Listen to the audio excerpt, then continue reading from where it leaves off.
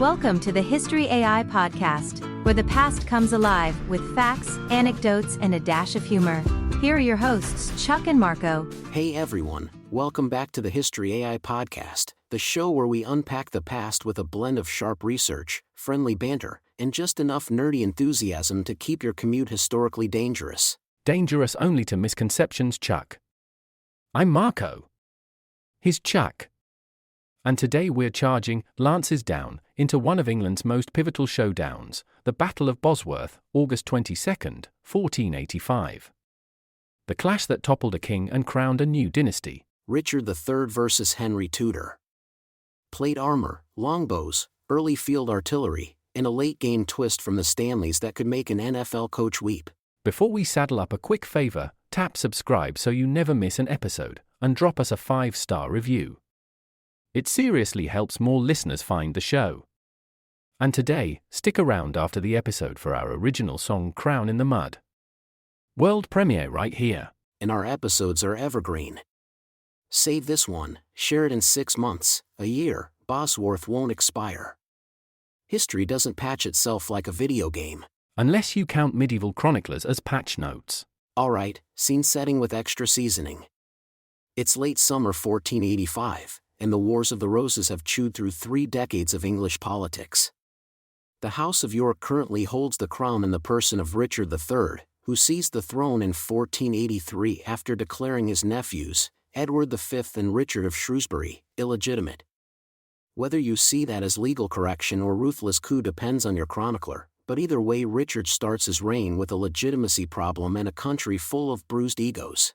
And add to that the aftershocks of Buckingham's rebellion in 1483, a failed uprising that nonetheless revealed how many southern and midland gentry were unhappy with Richard.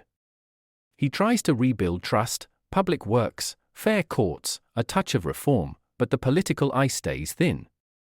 Into that skates Henry Tudor, a Lancastrian claimant with a genealogically wobbly but politically useful line, through his mother Margaret Beaufort, descended from John of Gaunt and Catherine Swynford. Their children were legitimized, but with legal caveats that opponents love to wave like flags. Henry's resume reads exile and networking.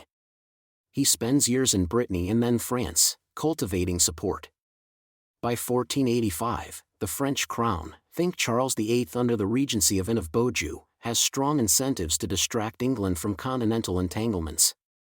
Result, Henry gets money, ships, and a cadre of French and Breton professionals, pikemen, archers, some handgunners, small but high quality. He lands at Milford Haven in Wales on August 7, 1485, unfurls the Red Dragon of Cadwaladr for optics, and begins a careful march east-northeast, through Haverfordwest, Carmarthen, Cardigan, gathering Welsh levies under leaders like Rhys ap Thomas.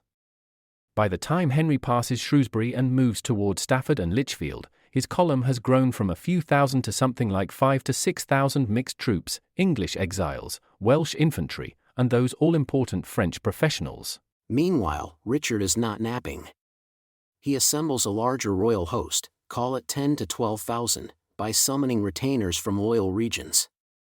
Structurally, his army looks classic late medieval English, billmen and archers as the backbone, mounted men-at-arms for shock, and field artillery that's primitive but unnerving. His command layout likely places the Duke of Norfolk under John Howard forward with a strong battle, Northumberland with Henry Percy holding a sizable reserve, and Richard himself poised to reinforce or exploit. The wild card is the Stanley family, Thomas, Lord Stanley, and his brother Sir William Stanley, each with 1,000 to 3,000 men depending on whose numbers you like. They're tied to Henry by marriage. Thomas is Henry's stepfather via Margaret Beaufort, but owe fealty to Richard. Richard, fully aware of their slipperiness, holds Lord Strange, Thomas Stanley's son, as a hostage to force the Stanleys' hand. The brothers respond with world-class fence-sitting. They shadow both armies, keep their contingents separate, and promise everything to everyone while committing to no one. Geography time. The traditional label Bosworth Field sits near Market Bosworth in Leicestershire. For generations, the assumed focal point was Ambion Hill, nice high ground with great views for reenactors. But modern battlefield archaeology and distribution of finds push the decisive action southwest toward Fen Lane, across lower-lying ground sometimes called Rheda Moor, with marshy patches, drainage channels, and the old Roman road acting like a tactical conveyor belt. Translation: cavalry has to choose lines carefully, artillery has lanes but also soft ground to worry about, infantry density and cohesion matter a ton. Night before the battle, Henry links up near Atherstone, coordinating with the Stanleys, who still won't openly join him, and then moves to contact. Richard positions to block and crush the smaller invader, confident that numbers, ground, and royal authority will tell. The armies wake to August 22, 1485 with banners snapping, Richard's white boar livery, Tudor's red dragon and St. George. The weather's workable, the ground imperfect, the politics explosive. Final cast check before the curtain rises. The Yorkists: King Richard III, overall, Norfolk, frontline muscle, Northumberland, reserve that may or may not move, plus seasoned retinues. The Tudors: Henry, who is cautious and guarded, John de Vere, Earl of Oxford, the field general par excellence, Jasper Tudor, the uncle and advisor, Rhys ap Thomas, a Welsh kingmaker, and a French/Breton contingent under experienced captains. The Stanleys, off to the flanks, numerically significant, ideologically nebulous, tactically decisive, if they ever choose. Stakes? Nothing less than the direction of the English monarchy. A Yorkist win likely stabilizes Richard's reign and chills Lancastrian hopes. A Tudor win births a new dynasty with a compelling unity myth. And in between stand hedgerows, mud, and the timing of a few very human decisions. It's dawn on August 22, 1485. The light rolls in grey over Leicestershire, and everything is slick with that cold English dew. Campfires gutter. You can hear harness buckles clinking and grooms murmuring to nervous horses. On the Yorkist side, Richard III is up early and on the higher, firmer ground. His chosen ridgelines that overlook the soggier low fields the locals call Redemor. He arranges his force the traditional way, forward line bristling, his own group ready to reinforce, and a large reserve set a little back on the driest patch he can find. Those field guns, light culverins and serpentines, are already nosing out from hedged gaps. They're not siege monsters, but at close range they shake bones and nerves. Crews are swabbing barrels, striking sparks, and eyeing the lanes where Henry's men will have to come on. And Henry's column is coming. He's put John de Vere, the Earl of Oxford, in charge of the fight at the front. The field is compact and professional, French and Breton pikes and handgunners interlaced with English billmen, with archer sleeves stepping in chevrons on either flank. Henry himself hangs back with a tight bodyguard, men-at-arms with long poleaxes and tall shields. He's the keystone. Lose him and the arch collapses. So he's close enough to see the front, far enough to avoid a stray cannonball or a rash cavalry lunge. Now, look left and right, there are the Stanleys. Thomas to one side, Sir William to the other, each keeping a polite distance, like cats pretending they're not watching the birdcage. Richard still has Thomas's son as a hostage. Messages move in both directions, all very courteous and very threatening. Weather's workable, but the ground is not your friend. In the dips, it's wheel-sucking soft. Gun carriages bog, hooves punch divots, and the first ranks feel the turf give underfoot. There's a thin dawn haze to start, and once the powder smoke layers in, forget about clear signals across the whole field. That's the cue. Richard's forward gunners open. The first shot skips like a thrown stone and plows a furrow, more terrifying than surgical. Oxford doesn't panic. He tightens his formation, flag steady, drums beating a measured cadence to keep the ranks breathing together. The archers trade their opening volleys. Yorkist longbows hiss overhead and rattle into shields and ground. Tudor archers answer, trying to blind the gun crews and harass the billmen who are inching forward. In seconds, the air smells like damp earth and saltpeter. Oxford's discipline shows.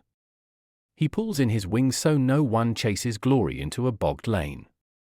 There's that famous instruction attributed to him, don't outpace your standards by more than a handful of paces. In practice, it means, glue yourselves to the flags and don't get lured into a kill pocket. On Richard's side, the Duke of Norfolk is doing what he's meant to do, leaning hard on the front. Yorkist billmen press, trying to catch those pikes before they set. A few mounted men-at-arms probe Henry's flanks, looking for a dry verge or a gap in the hedge. Every time a serpentine barks, crews duck under arrow hail, swab, worm, and reload by muscle memory. And listen for the silence inside the noise, that's Northumberland's reserve, still. His banners don't move. Through smoke and mist, it's anyone's guess why. Bad ground, bad timing, or politics. Whatever the cause, Norfolk grinds on without fresh support. Over near Sir William Stanley, there's a subtle drift, nothing you could convict him for, just a few dozen paces closer. Enough to make Henry's captains nervy and Richard's courtiers mutter. Both kings in waiting have to factor that motion into their next breath. Henry's household drums keep a steady pulse behind Oxford, the kind of heartbeat you hear in your ribs. He's parked his guard on a scrap of firmer turf, exactly the sort of place you'd choose for a rally if the front buckles or for a last-ditch stand if the dice come up cruel. Picture Richard watching from the rise. He sees Oxford's box absorb the first shock. He sees Norfolk's banners straining in close-quarter maul. He sees Northumberland frozen. And he sees the Stanleys hovering like thunderheads that refuse to either drench the field or blow away. Now picture Henry, cloak tugging in the breeze. So far so good. The French professionals are earning their pay. The line is tight, and his guard hasn't had to step into the grinder. But he knows a stalemate doesn't crown kings. Someone will have to commit, and if it isn't an ally, it might have to be Richard himself. And that's the morning balance, guns coughing in cycles, arrows ticking down like iron rain, boots sucking at mud, standards nodding in powder fog. Every eye keeps flicking to two places, Northumberland's still banners and the Stanleys' restless edges, because whichever moves first will decide how the next minutes are written. We're seconds from the choice that makes Bosworth legendary. The board is set, the pieces are crowded, and a single audacious charge is about to try to solve everything at once. The lines have closed, and now it's the kind of fighting that smells like hot metal and wet turf. This is where John de Vere, Earl of Oxford, earns his legend. Oxford reads the field like a chessboard that's trying to kick him in the shins. He knows the dangers, soft ground to the flanks, hedged lanes that can swallow brave men, and Yorkist numbers pressing frontally. So he does something counterintuitive, he tightens. You can picture the standard-bearers nodding flags as signals ripple. Oxford's heralds and captains move down the line, short, sharp instructions, close up. Dress in. Follow the colors. That famous line, "No man to advance beyond the standards," isn't poetry, it's a brake pedal. Mechanically, it changes everything. The pike heads come a step closer, bill men tuck in behind them, and the archer sleeves angle inward. Instead of a stretched ribbon that can be snipped, Oxford forms a compact box that can pivot, slowly, but together, like a door on a hinge. The first Yorkist push slams into that hedgehog. Pikes bite, bills hook at armor joints, archers shoot into the shoulders of the melee, then step and shoot again. A few mounted men-at-arms try to shoulder through, hooves slip, lances skid, and they carry 'em off into thicker mud than they bargained for. Oxford refuses the temptation to chase. Where a Yorkist knot gives way, he doesn't let his men pour through and unravel. He calls them back onto the colours, resets the front edge, and inches the whole mass obliquely right, seeking firmer footing and a better angle on Norfolk's pressure. Over on the Yorkist side, the Duke of Norfolk is in the grinder, exactly where the crown needs him, leading from the front, banners in the smoke. His men are committed, and the cost is rising. You can hear officers yelling to make room for the guns to bark again, short bangs, flash, recoil, then crews swabbing as arrows rattle against pavises. Watch the reserves. Northumberland's Henry Percy has weight. If he moves now and pins Oxford's right, Henry's compact formation gets stretched into a death spiral. But his banners don't budge. Maybe he can't see the flags through powder haze. Maybe the ground between is a mess of ditches and pools. Maybe he's waiting on a clearer royal order. Or, this is the part that keeps historians caffeinated, maybe he's playing politics. Either way, from Richard's vantage, it feels like grabbing a doorknob that won't turn. Norfolk is grinding forward, but the fresh hammer never falls. And Oxford keeps his box intact, absorbing, resetting, ratcheting a few yards at a time. Oxford springs a micro-gambit. He pulls a sleeve of archers off the immediate scrum and tucks them on a sliver of dry ground to rake Norfolk's flank at a slant. The lanes through the hedges become shooting galleries. Arrows come in not just from the front, but from 2 o'clock, punching into the less protected sides of sallets and brigandines. That forces Norfolk to slew part of his line toward the archers, which relieves pressure on Oxford's front.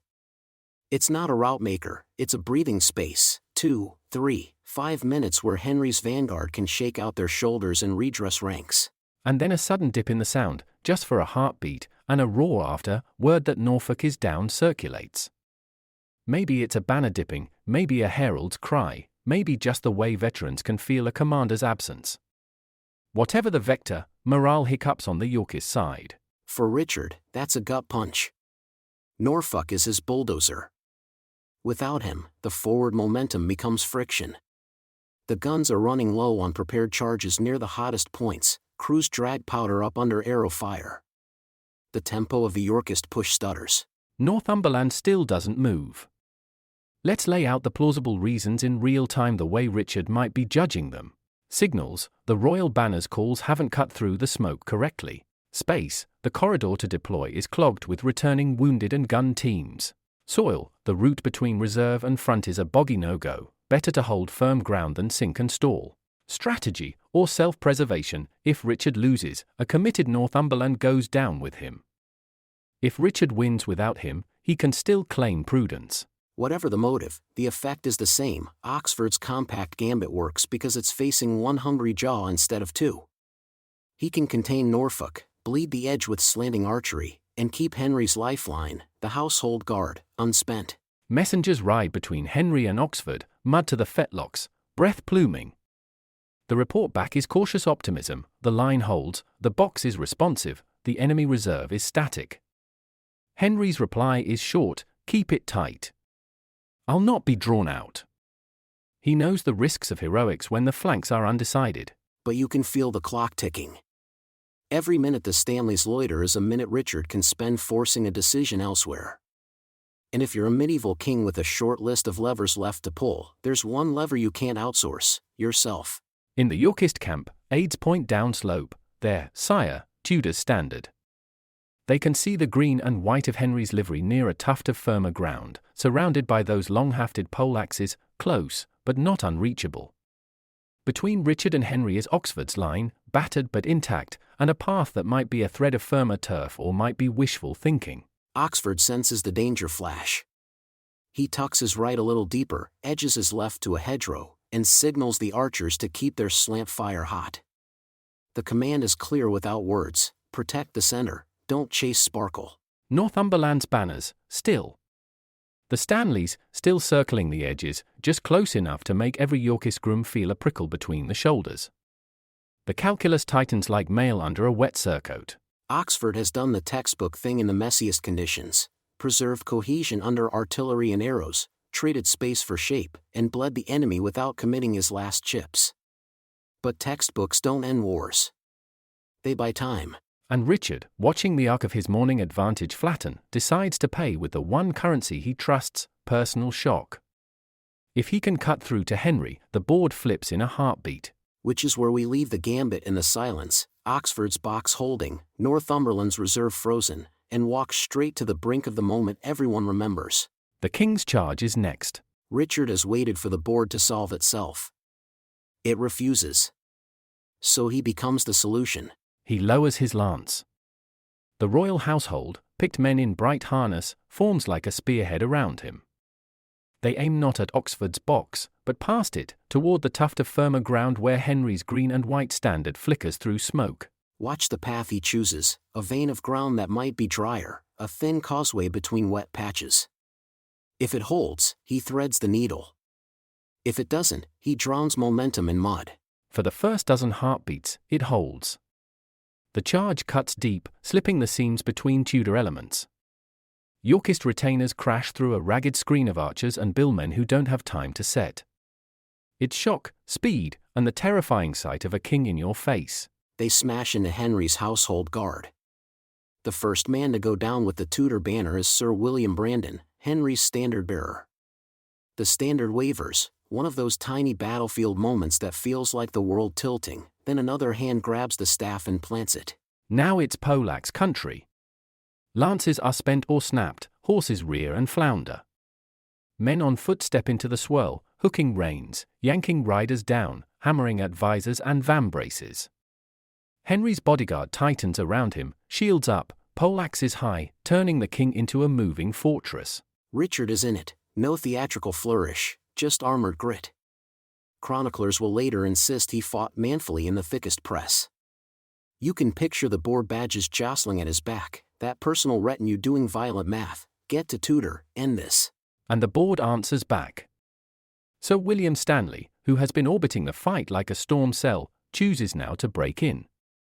His men hit the flank of Richard's charging not a gentle nudge, a body check. That side-on impact is the difference.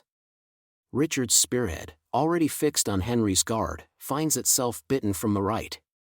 The tight geometry of the charge collapses into a scrum. Horses try to wheel, but the ground punishes sideways steps. Riders tangle, men fall. The king is either unhorsed or forced to dismount, sources differ, but once you're on foot in this crush, it's poleaxe to plate and inches at a time.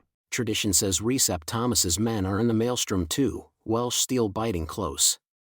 Whether it's Thomas himself or one of his captains, the Welsh contingent helps seal the pocket around Richard. And then, the centre gives, not the Tudor centre, but the knot around Richard. The king is struck down. No flight, no orderly withdrawal. A crownless moment in the mud. Word moves faster than horses. You can feel it pass through the Yorkist line, first as a stutter, then as a slump. Some keep fighting, others peel away. The charge that was meant to end Henry instead ends Richard. In the aftermath swirl, someone finds a circlet, battlefield tradition says in or near a hawthorn. It's placed on Henry's head. Its theatre, and its practicality, a visible claim in a field of doubt. Oxford's box loosens, carefully. Messengers sprint to confirm the rumor, then to shape it into fact. The Yorkist king is dead, stand down or be cut down. The Stanleys, having chosen, now look like kingmakers rather than weather vanes. Northumberland's reserve never moves. The day's last dice have been thrown and they've landed Tudor side up. That's the charge, audacious, nearly surgical, broken by a flank in a moment's timing. The field is quieting, and so is the Yorkist cause. What happens next turns a muddy victory into a functioning monarchy. First, visibility. Henry makes the win undeniable. Richard's body is taken to Leicester, publicly displayed to silence rumours, then buried at Greyfriars. It's grim, but it's standard medieval statecraft. The realm needs proof that the old king is truly gone. And Henry makes himself king not just by force, but by ritual. He's proclaimed on the field, then crowned properly in London on October 30th, 1485. Crucially, he backdates his reign to August 21st, the day before Bosworth. That legal footnote means many who fought for Richard can be classed as traitors, leverage for the new regime. Parliament meets that autumn. Henry has two big asks: legitimize his title and delegitimize the story that put Richard on the throne. The statute Titulus Regius, which had branded Edward IV children illegitimate, is repealed and destroyed. Medieval document shredding, Tudor style. Then comes the marriage that turns propaganda into policy. On January 18, 1486, Henry weds Elizabeth of York, eldest daughter of Edward IV. Red rose meets white rose, the Tudor rose is born as a branding masterstroke. The message is unity. Lancaster and York are now one household. Security doesn't stop at a wedding aisle. Henry formalizes a permanent bodyguard, the yeoman of the guard, and begins tightening the fiscal screws. He'll later deploy bonds and recognizances to keep over mighty nobles on a short financial leash. Loyalty is lovely, collateral is better. But the Yorkist story doesn't end in one afternoon. There's the Lambert Simnel Rising in 1487, a pretender crowned in Dublin and marched into England with serious backing. Henry meets him at Stoke Field and wins, often called the last battle of the Wars of the Roses. And in the 1490s, the Perkin-Warbeck saga, another pretender with European patrons, keeps the king's nerves taut. Henry's responses are patient and bureaucratic: treaties, payments, careful arrests. The Tudors learn to govern with a quill as sharp as any sword. Memory work matters too. Henry curates a myth around Bosworth, the Hawthorne circlet moment, the brave but doomed Richard, the providential uniting of roses. Over decades, that myth hardens into national story, later amplified by Shakespeare, who gives Richard the theatrical villainy the Tudors can live with. Administration follows myth. Henry restores royal finances, strengthens the council, and trims the political wings of great lords, especially their private retinues. The crown's center of gravity moves inward, fewer feuds, more files, fewer private wars, more royal writ. Zoom out and you can see the hinge turning. From Bosworth flows a dynasty that will produce Henry VIII and Elizabeth I, push maritime ambitions, and navigate the earthquakes of Reformation politics. But the seed is planted here, a battle won, a marriage made, a narrative managed. And the final, modern coda, centuries later, Richard's remains are identified in Leicester and reinterred with honor. Whatever you think of the politics, the human story gets a measure of closure. The dynasty that replaced him started with a crown in the mud. The history we inherit started with how Henry chose to tell that story. That's the aftermath: law, marriage, money, and memory, for pillars that turn a battlefield into a Tudor world. Time to separate the campfire stories from the stuff we can actually stand on. Myth number 1, the battle was on Ambion Hill. For a long time, yes, that was the accepted stage. But modern battlefield work, systematic surveys, metal finds, distribution mapping, shifts the decisive fighting southwest toward Fen Lane Aridemore, on lower, wetter ground. Ambion still matters to the approach and vantage points, but the crunching, crown-changing moments likely played out nearer those marshy flats. Which leads to evidence we actually hold in our hands. We've got lead and iron shot from early field guns scattered in patterns that make sense for crossfires. We've got badges, like the silver gilt boar, Richard's livery symbol, turning up where elite Yorkists probably mixed it up. Dirt doesn't argue, it just lies there until someone asks the right questions. Myth 2, longbows alone won Bosworth. Nope. Longbows mattered, this is still England, but Bosworth is a combined arms story. Field artillery jolts the approach, archers shape lanes and morale, pikes and bills do the ugly work up close, and cavalry provides shock when the ground allows. The day turns on command decisions more than any single weapon. Myth 3, Richard ran. The weight of testimony points the other way. He led a direct charge toward Henry. He reached Henry's guard. He died in the thickest press. It's audacious, not cowardly. And we can cross-check that with modern forensics. When Richard's remains were found centuries later, examiners counted multiple perimortem wounds, many to the skull, classic signatures of a man fighting on foot without a helmet at the end. That squares with a mounted charge that collapses into a poleaxe scrum. Myth 4, Richard was a hunchback. The shorthand is misleading. The spine shows scoliosis, not a withered arm or Quasimodo curve. He could fight, he did fight. Tudor-era portrayals amplify deformity to serve a narrative. Shakespeare's great theater, he's not an orthopedic report. Myth 5, the Stanleys were loyal Lancastrians all along. They were loyal to the winner. Their behavior at Bosworth, delay, watch, then decide, is classic magnet calculus. When Sir William Stanley hits the flank of Richard's charge, it's decisive. But until that moment, the brothers cultivate ambiguity with almost artistic dedication. Myth 6, Northumberland betrayed Richard outright. We don't have a confession monologue. What we have is an action at a critical time. Reasons range from bad signals and bad ground to bad politics. Whatever the motive, the effect is that Richard's forward line fights without the fresh hammer a reserve should provide. Myth 7, Henry's army dwarfed Richard's. Flip it. Most estimates put Richard at roughly 10 to 12,000 and Henry at 5 to 6,000, plus the floating Stanley total. Henry's edge wasn't size, it was cohesion, Oxford's control, and timing, with a late assist from the Stanleys. Myth 8, the Hawthorne coronation is pure invention. It's ritualized memory. A circlet found and set on Henry's head near a hawthorn fits the way medieval people turned victory into visible legitimacy. Whether the bush itself was exactly there isn't the point, the story codifies the message, God and nature crown the victor. What about sources? We're leaning on a mosaic, near-contemporary chronicles like the Crowland Chronicle, later narratives like Polydor Vigil, the partisan ballad of Bosworth Field, and then the archaeology that checks everyone's homework. Each source has a bias, the convergences are where confidence rises. A tactical chestnut while we're here, the line about Oxford ordering no man to advance beyond the standards. That comes through later tradition, but it meshes with how his formation behaved: tight, pivot-ready, allergic to over-pursuit. Even if the phrasing is polished by time, the discipline is real. Casualties? We're never going to have a perfect ledger, but this wasn't Agincourt-scale slaughter. The shock is political, not numerical. A king dies, a duke dies, and a whole dynastic claim expires on the turf. So, what do we know with high confidence?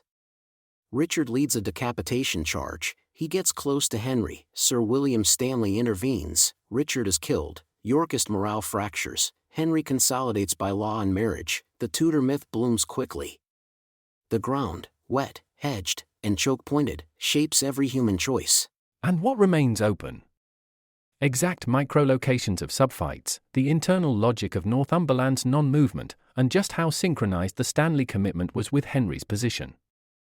Those are the cracks where historians still slide in their crowbars.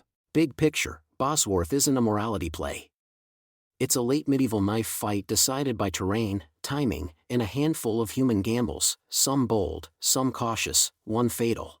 And that's how we tell it: sift the myth, weigh the evidence, and keep our feet, unlike quite a few horses that day, off the worst of the mud. Let's zoom in on the nuts and bolts. Oxford's box isn't magic, it's smart geometry plus discipline. Start with shape. Instead of a long ribbon that frays at the edges, Oxford compacts into a deep, rectangular block. Pikes and bills form the front face, archers are tucked on the oblique flanks, and captains keep the standards in the visual center. Depth gives the formation shock absorption. When the front rank buckles, the second rank isn't 6 yards away, it's 6 inches. That depth also creates interior lines. Orders, reinforcements, and ammo can move inside the formation faster than the enemy can move around it. In smoke and mud, interior lines beat elegant plans every time. Weapon mix matters. Pikes give you the do not enter sign against horses and rushing men-at-arms. Bills, those hooked farming tools turned war implements, chew through armor joints at bad breath range. Behind them, archers aren't a separate show. They're angled to shoot slantwise into any Yorkist element that tries to wrap the box. That crossfire is what forces Norfolk to slew his line and bleeds his momentum. Command and control, the famous instruction, "Don't advance beyond the standards," is a speed governor. It prevents the most common late medieval failure, over-pursuit. If a local success pulls men forward into a marshy pocket or a hedge gap, the whole formation stretches, gaps open, and cavalry turns them into confetti. Oxford's rule trades space for shape. He gives up a few tempting yards to keep a kill-proof outline. Terrain integration is the quiet genius. The box doesn't fight the mud, it uses it. Soft ground narrows the approaches, so Oxford positions his faces to cover those natural choke points.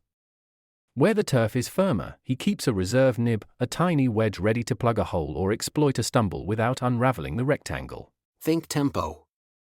Richard tries to dictate a fast fight: guns, push, overwhelm. Oxford slows the pulse: step, set, shoot, step, set, shoot. By controlling tempo, he turns Yorkist numbers into Yorkist congestion. The more bodies Richard throws in, the more they trip over each other at the box's corners. Psychology isn't fluff here. Soldiers anchor to sights and sounds, standards, drums, the known back of the man in front of you. Oxford keeps those cues close. When Brandon's fall and the royal charge cause panic spikes, the box's tight geometry gives frightened brains a simple instruction: find the flag and close in. Compare models. This isn't a Swiss pike square, no endless sea of 18-foot ash, but it borrows the principle: depth and discipline beat glamour charges. It also corrects for English realities: bills instead of universal pikes, archers as integral, not auxiliary. Artillery? Oxford can't outgun Richard, so he outangles him. Compact width means fewer lanes for cannon to rake, and any gun pushed forward to get a clean shot risks being isolated by archery and a short, savage bill rush. Flank refusal. When Richard probes for a side door, Oxford subtly refuses a flank, crooks it back a few paces. That keeps the frontage short and denies a clean wraparound. It's not dramatic on a map, but it saves lives in a hedge. Logistics in miniature. Ammunition, arrows, flows better inside a compact unit. Runners can ferry sheaves from the rear to archer sleeves without crossing open killing ground. Wounded can be pulled backward rather than falling out sideways and tearing the line. And the killer app is time buying. The box is a holding pattern with teeth. It doesn't need to crush Richard, it needs to not be crushed until politics and enemy errors like Northumberland's stillness tip the balance. By staying intact, it keeps Henry's household guard fresh for exactly the crisis that comes. So the why is simple: even if the execution is hard, Oxford's box turns a muddy field into a narrow doorway, makes the enemy file through it under slanting fire, and refuses to chase luck. In a battle where one rash sprint could doom a dynasty, he picks cohesion over glory, and wins the day by not losing the shape. That's tactics you can stitch on a banner: shape over space, depth over dash. And at Bosworth, that mantra kept a pretender alive long enough to become a king. So what did Bosworth actually change, beyond one crown and one field? Start with the dynastic switch. Bosworth ends the Plantagenet line and births the Tudors. That's not just a surname swap, it's a reset of how the English crown relates to nobles, money, and law. Politically, Henry VII governs with addition by subtraction: fewer private armies, fewer freelance wars, fewer excuses. He trims magnate power, limits retaining, levies bonds and recognizances, and turns loyalty into a ledger entry. If you're a great lord, your good behavior now has a price tag. Financially, the crown's spine stiffens. Henry rebuilds royal revenues, pushes cases through chancery and the council learned in the law, and prefers fiscal pressure to gallows drama. The effect? A monarchy that can act without begging Parliament every time it needs shoe money. The marriage to Elizabeth of York is policy wearing a wedding cloak. It makes a unifying myth tangible: red rose plus white rose equals Tudor rose, and mutes the argument that Henry is just a lucky usurper. The dynasty starts with a story people can wear on a badge. Internationally, Bosworth signals a different England to Europe. The French helped Henry onto the boat, he returns the favour by not jumping back into Hundred Years' War nostalgia. He secures peace with Spain via the Catherine of Aragon marriage plan, manages Scotland with treaties and hostages, and turns England from a continental gambler into a calculating broker. Religion's earthquake, the Reformation, comes later, under Henry VIII.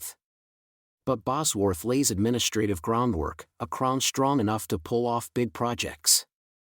Centralized finance, obedient councils, and a habit of legal engineering are the tools that later pry England out of Rome. Memory management is part of the statecraft. The new regime tends the Richard as warning story: brave but doomed, morally suspect, defeated by Providence. That narrative becomes cultural concrete with Shakespeare, a later Tudor early Stuart echo chamber that teaches generations what to think when they hear Richard III. But the victory isn't a magic wand.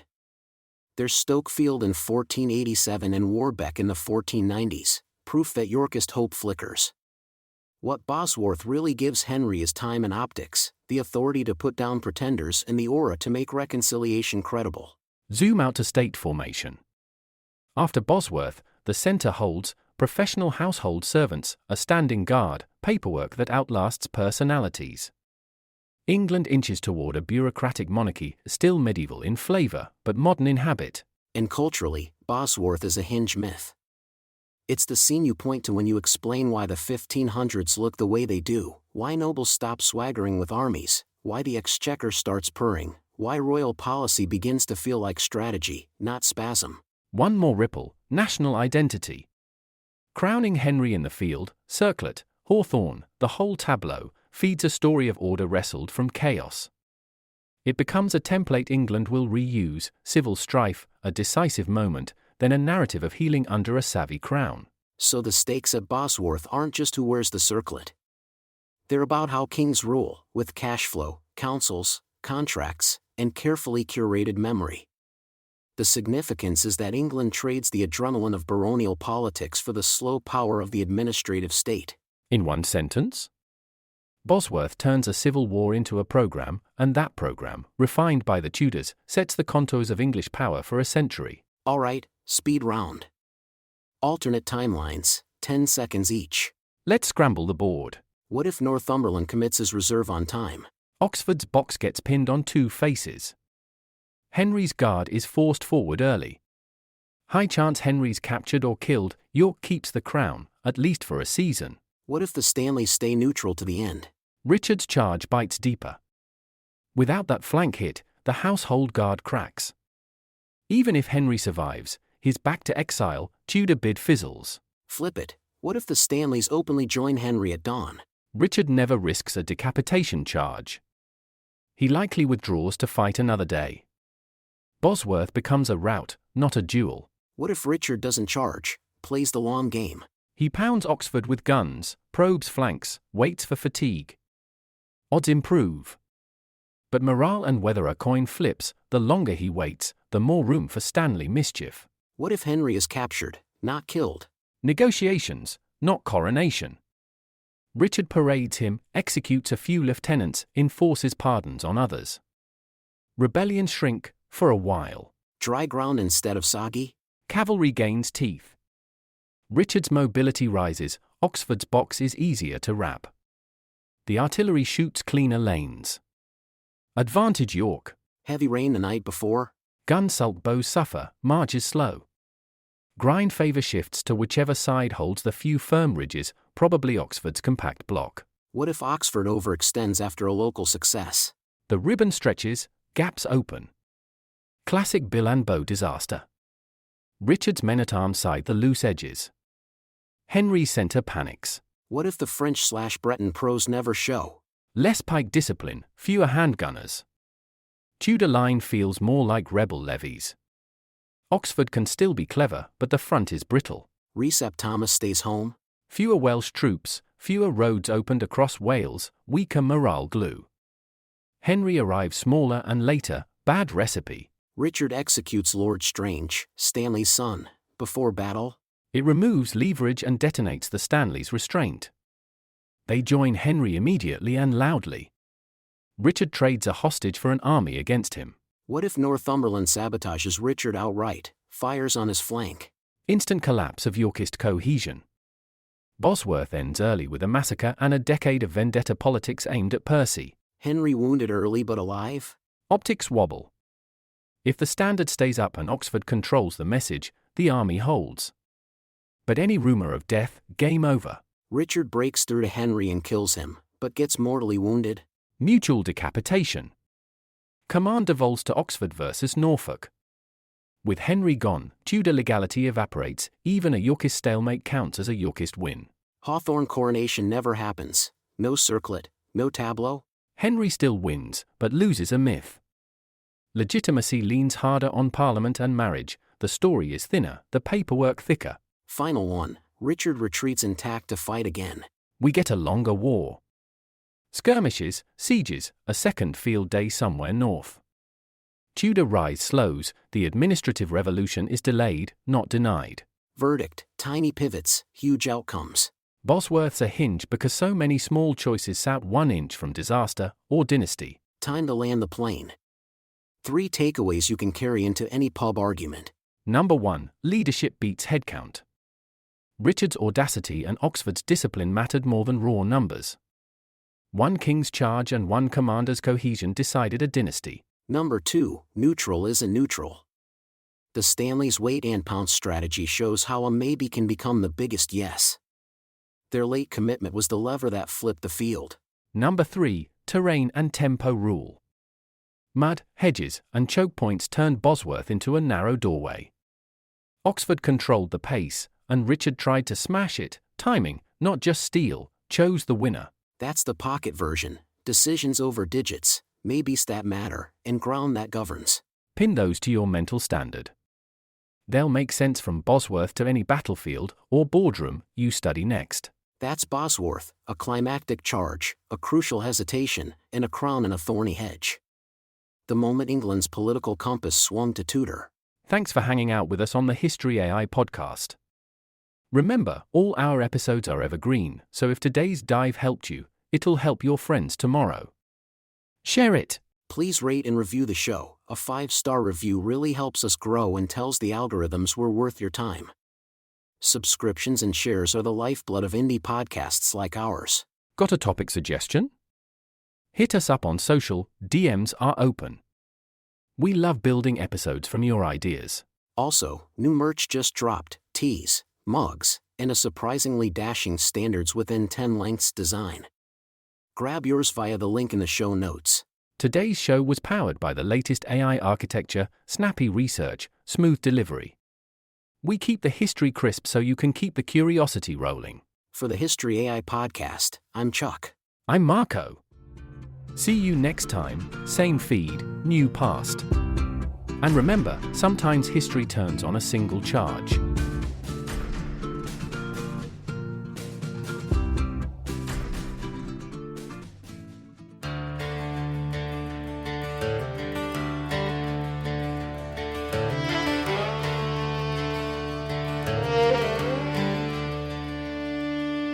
Dawn breaks red on Bosworth field,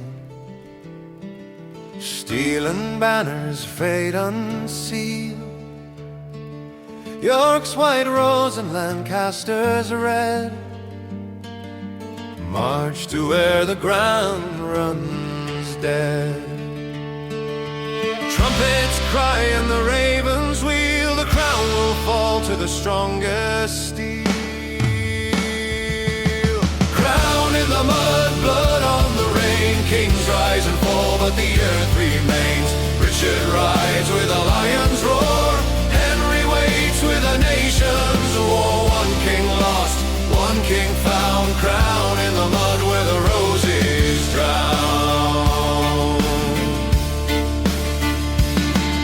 Stanley's men watch the moment near, whispers louder than any cheer. A charge, a clash, a fatal blow. The crooked king lies low. Horse gone lame and the tide turns fast. A dynasty dies with a final gasp. Crown in the mud, blood on the rain. Kings rise and fall, but the earth remains. Richard rides with a lion's roar, Henry waits with a nation's war. One king lost, one king found, crown in the mud where the roses drown. From the ashes Tudor grows, peace from petals of red and rose. But the ghosts of the field still call. Every empire has to fall. Crown in the mud, blood on the rain. Kings rise and fall, but the earth remains. History's ink on a soldier's blade. A kingdom won where the last king lay.